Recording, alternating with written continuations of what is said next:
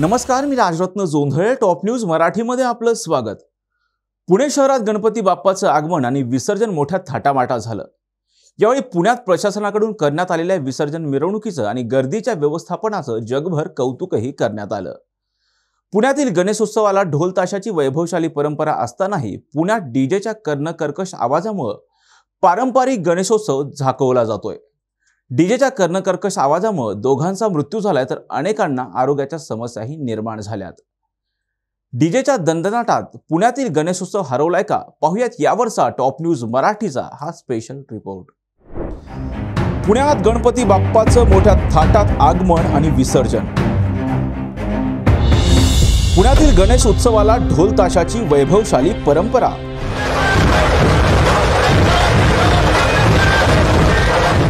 पुण्यातील विसर्जन मिरवणूक आणि गर्दीच्या व्यवस्थापनाचं जगभर कौतुक.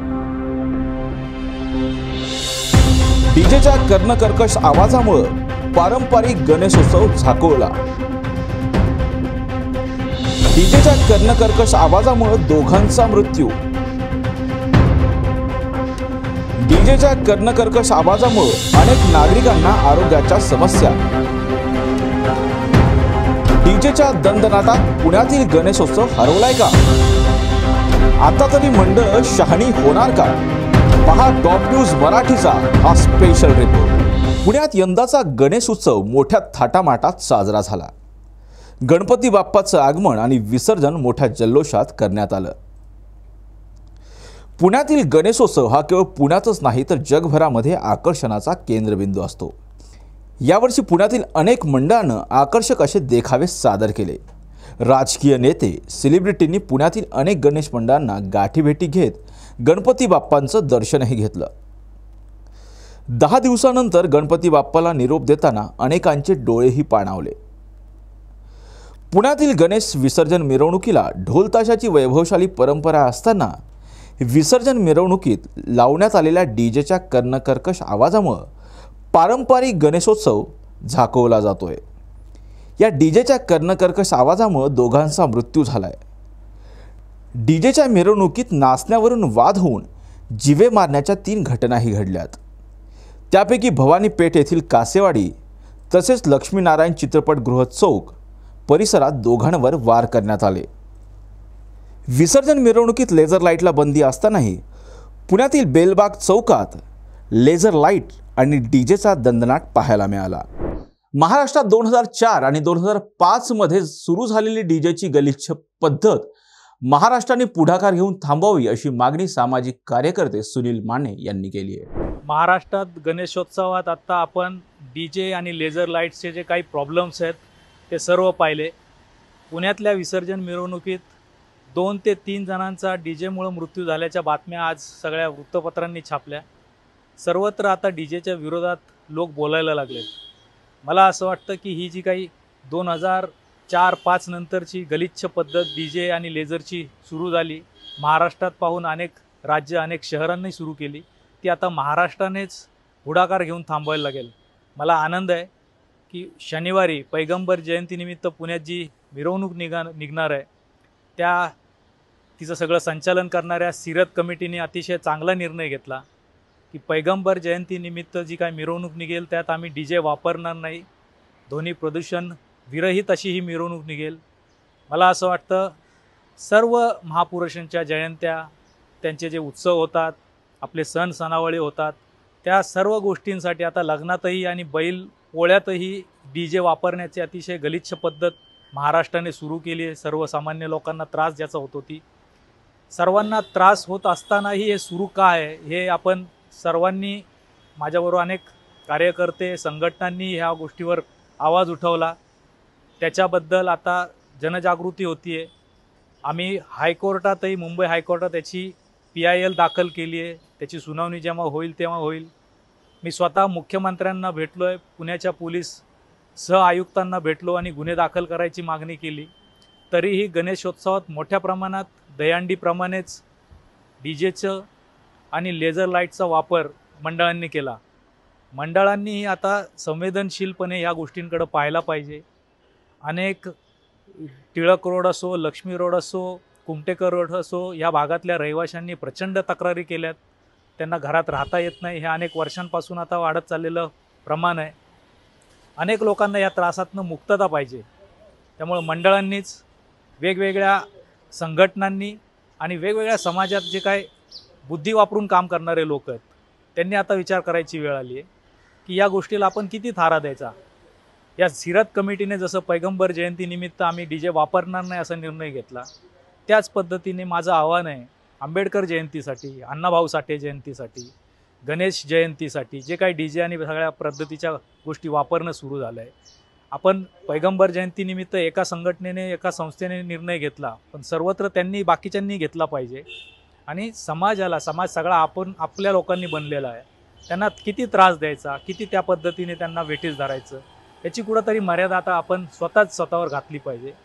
सर्व मंडळांना, सर्व पद्धतीने सामाजिक आणि राजकीय काम करणाऱ्या लोकांना माझ्यासारख्यांचं आव्हान आहे की या पद्धती आपण बंद करूयात. लोक मरायला लागलेत, त्यांचे कान फुटायला लागलेत, डोळे जायला लागलेत, तरी जर आपल्याला अक्कल येत नसेल तर आपल्यासारखे मूर्ख आपणच असू.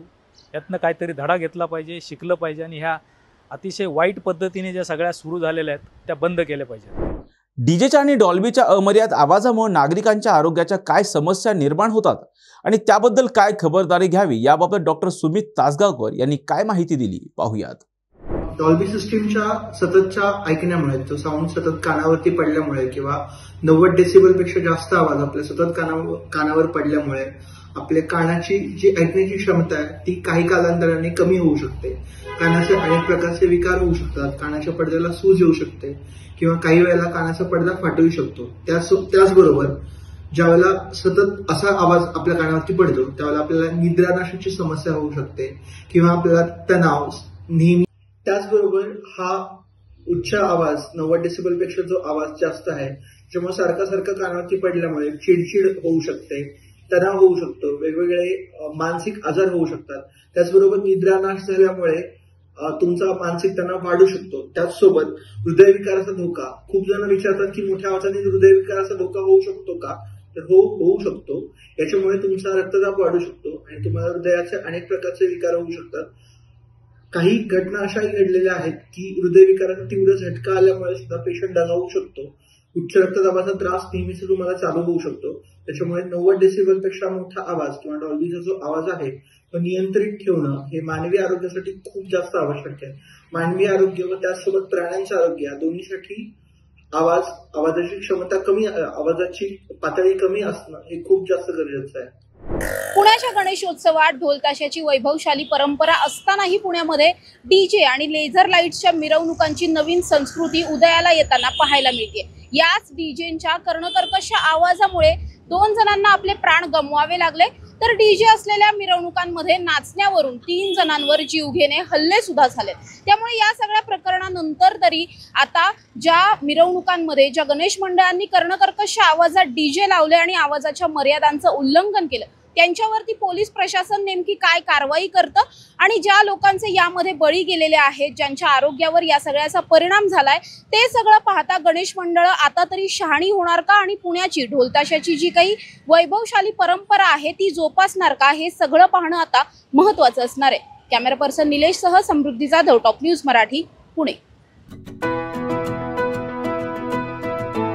25 वर्षांचा प्रदीर्घ अनुभव व अत्याधुनिक तंत्रज्ञान यांनी सुसज्ज असे पुण्यातील आकाश आय क्लिनिक व लेझर सेंटर. रोबोटिक पद्धतीने वेदनारहित मोतीबिंदू शस्त्रक्रिया, तेही विना टाका व विना इंजेक्शन. मेडिक्लेमची सुविधा व सेम डे डिस्चार्ज. लेसिक लेझरने चष्म्यापासून कायमची मुक्ती फक्त 10 मिनिटात. काचबिंदू, रेटिना, ड्राय आय, मायोपिया अशा अनेक डोळ्यांच्या विकारांवर उपचार म्हणजेच आकाश आय क्लिनिक आणि लेझर सेंटर.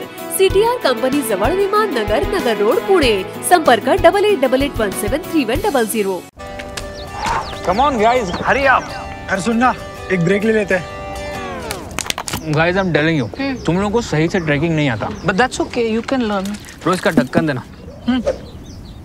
ये रेड वाला है, सही वाला देना. अबे ढक्कन, पहले तो सही पानी पीना.